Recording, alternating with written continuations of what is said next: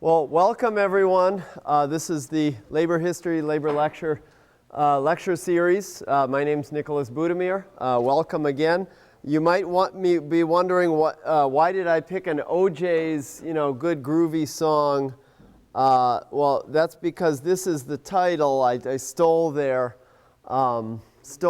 title and I changed it a little, but it doesn't quite work with the music. Ain't no woman like the one I exploit. It doesn't quite work in there. So our topic today is going to be gender, labor, and the workforce.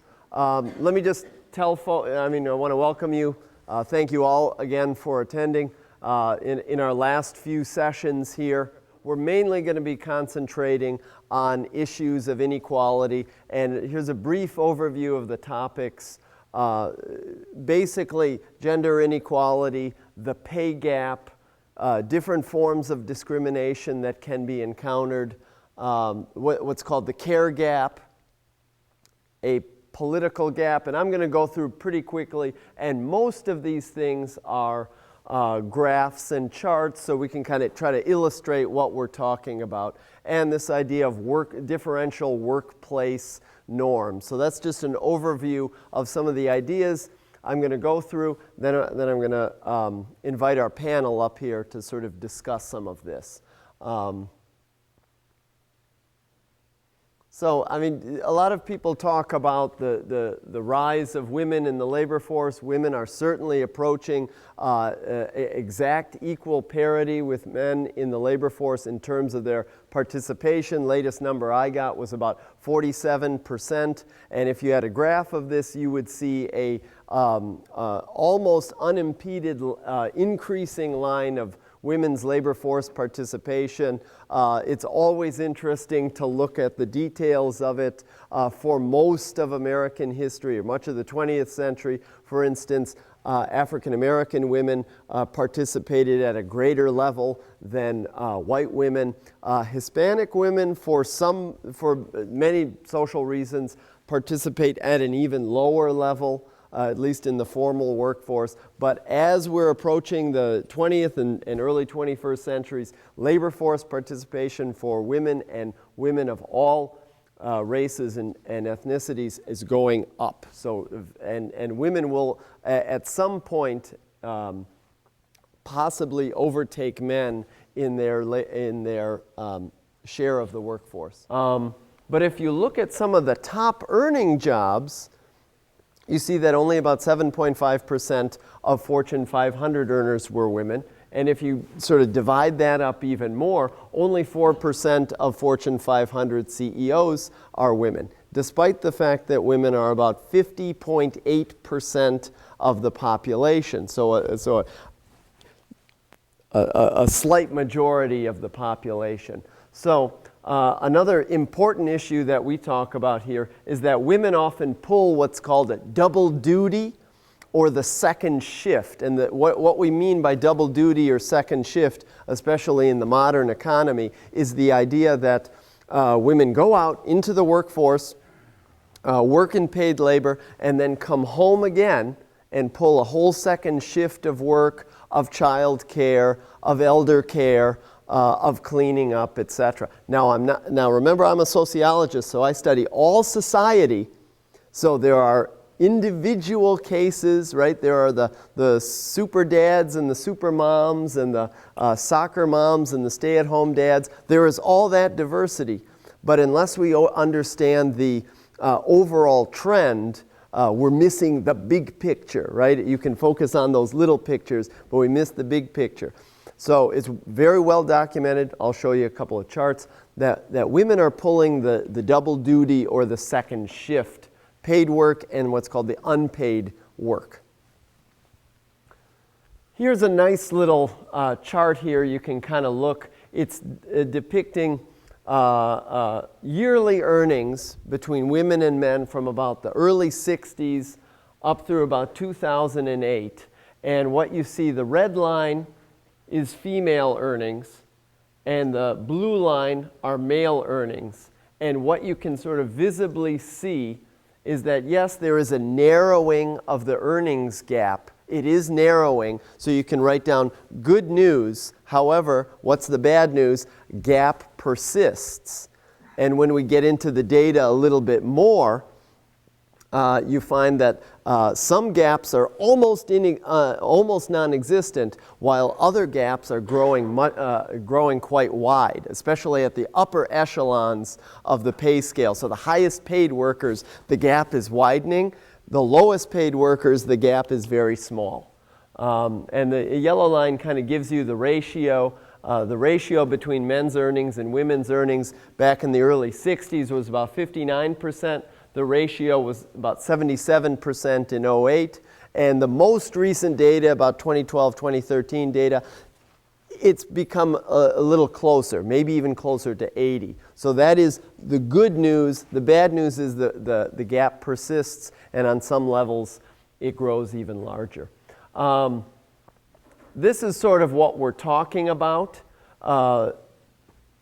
If you look at these sort of in some occupations, store clerks, order fillers, bookkeeping, police, elementary schools, those that are at the top, you kind of see close to gender parity in pay.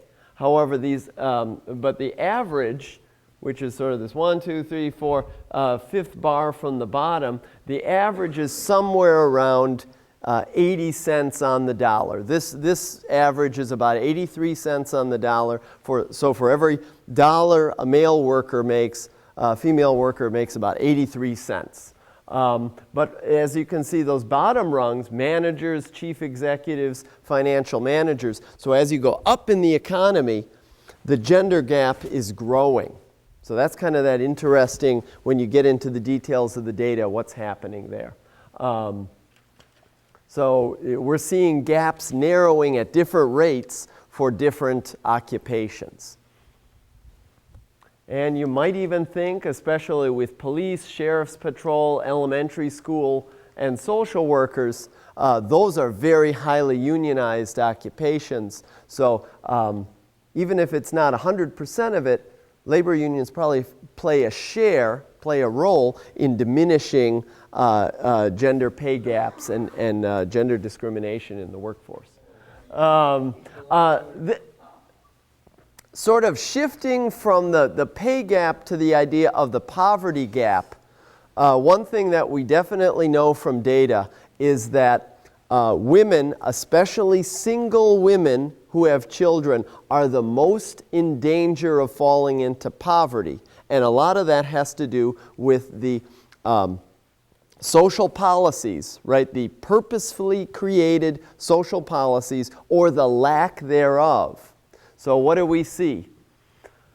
The U.S. has the highest rate of single mothers in poverty of all of these highly developed nations. UK, don't worry, is quickly catching up to us, but the nations that most support, this doesn't point on this screen, but that most support poverty policies, Sweden, Norway, Finland, and Denmark, have very, very low levels of women in poverty. So they have a lot of policies that make sure that single mothers have very generous social support.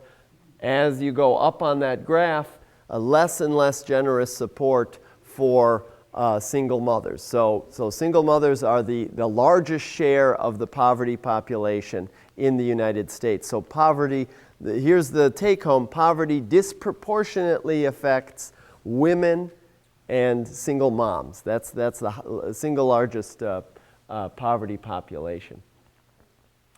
Here's a nice little graph also relating to poverty, the economy, and gender, is that what this shows you is poverty, the percentage of men or women or overall making poverty level wages. And the first thing you can see is that women have always made disproportionately making poverty level wages throughout time. The good news is that it's declining. Maybe some of the bad news, there's a slight increase for men, but that this is sort of narrowing. However, there is still a gap. So in our current economy, if you're female, you are more likely than men to be making poverty level wages. So if you're making wages for a family of 4, that's about $10.55 an hour. For a family of 4, that'll get you into poverty, right? So women are still more likely to make poverty level wages. You know, you guys have it good, right? Or you guys have had it easy. Was that your phrase? I think. Yeah, you don't remember. Well, here it is. You guys have it easy. Women are doing way, way, way more domestic labor than men. This graph shows you, and this is sort of the hidden labor. So that's why I picked that phrase, ain't no woman like the one I exploit. I'm not saying all of us men are bad, evil, lady killers, even though some of us are pretty handsome. But when we do this, what's called American Time Use Survey, how people are using their time in the day, right? So for every day. The green bars, if you can't see, are women. The blue bars are men. Women are doing almost twice the amount of what's called household activities, cooking, cleaning, etc. every day, about 2.2 hours to 1.3 hours for men. Almost twice the caring for and helping of household members every day than men, and just slightly more of consumer purchases every single day than men. So if you add that, what is it, just over an hour more of household labor every day, whatever that is, about half an hour more of caring and helping others every day. If you add that up every day, what does that make in a week? What does that make in a month? What does that make in a year? Usually for a year, the calculation comes out to almost a month of extra work that the average woman does in the household if you add it up over a year. That's a considerable amount of extra work. So this is what many sociologists and scholars who look at this say, when we say women are oppressed or women are exploited or women are dominated, this is some of the data that we look at. So if you're doing paid labor in addition to this, boy, that is really the evidence for the second shift or a double duty. All right, so what I want to give you is very, very brief, right? I mean, you guys got to know that there are journals that come out every month that deal with gender equity, gender pay gaps. I mean, there's studies coming out all the time. I'm giving you barely like one slide on it. So you got to know that it's really, really, really brief. This is what I was talking about with Stan. Because women are the ones who are going to bear children and that disproportionately are expected to care for children, so women are going to be exiting paid work more often to engage in childbearing, rearing, and other care. Also, if you have an elder or a spouse who is sick, it is more likely that the woman or a woman in the family, a daughter, a sister, a mother, a grandmother, is the one who is going to care for that sick relative.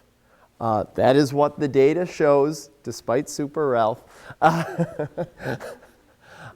So what that means is every time women leave the workforce, right, whether it's in a seniority system or not, if they're lawyers or not, every time women leave the workforce, that's money left on the table. That's promotions left on the table. If you're a lawyer, that's a client left on the table, right, in order to do an unpaid amount of care. Research suggests that women are offered lower salaries. Hiring agents and employers consider women less competent, and especially, I'll show you a graphic in a minute, especially the bad news is women with families are judged much less competent in the workforce, having the same credentials. And I'll show you how this works. Women often and are segregated into different occupations and do in fact choose different areas to study and do choose different occupations. Those occupations, yes, many of them are the lower paid occupations, especially caring work, work with humans rather than with technology is often differently and lower pay. Everyone's heard of the white collar, the blue collar, and the pink collar. Well, many of the pink collar occupations, the caring work, any work with children, especially small children, or the elderly, is usually much lower paid. So the last two are basically how do you fix it? Very, very brief suggestions.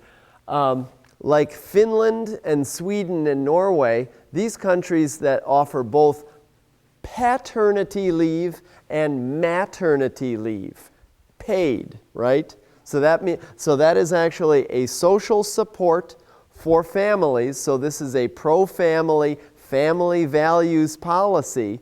If you have men and women, when children are born, both take time off of work and have it paid or substantially paid, that would at least alleviate some of that motherhood penalty. So we need a greater expanded social safety net for family care. Mary? This was that study I wanted to show you. You have 4 different groups here. Upper left, woman with a family. Upper right, man with a family. Single woman, single man. They go into the employer. Who gets rated best? Who gets rated worst? What is it? No, the best is, Lori says, man with a family is rated best. Who is rated worst? Woman with a family. And this is recent research, Zidek and Jordan, 2013. I know some of you are always looking for the, where did we get these things on the PowerPoint? And it is a woman with a family is judged least committed, less willing to work, and more distracted. This is a panel study. Panel study is when you send people of equal with equal credentials out into the labor force, and they say, oh, I have a family, I don't have a family, and they see how employers react. Woman with a family is judged the least committed to work, most distracted, while a man with a family with the same credentials is judged the most committed, most willing to work, and less distracted. The single woman was also judged more committed than the married woman. So the same asset works for men and against women. I believe I've got one. Women in politics, 2 slides, and let me bring up our, even though women make up more than half the population, we rank 91st in the world in terms of women's political participation. The country of Rwanda was number 1. Sweden was number 3. South Africa 4, and Cuba 5. We are 91st. We have about 14 senators who are female, and about 17% of the House of Representatives are female. In Rwanda, their parliament is 63% female. That's what earned Rwanda. Yeah, Rwanda, the country with the genocide, and that is number 1. Well, there you go. No, I'm not going to turn. Real brief point trying to explain that. In the U.S., women perceive politics as a very nasty, brutish arena. Women saw how both Sarah Palin and Hillary Clinton were treated in the political arena. Women in studies are shown are less likely to be encouraged to go into politics, even if they are qualified, while less well-qualified men, because you can talk a big game, are encouraged to go into politics. So it is kind of a multiple causes, many of them social, many of them are cultural. And the final point, that women disproportionately have to care for the family.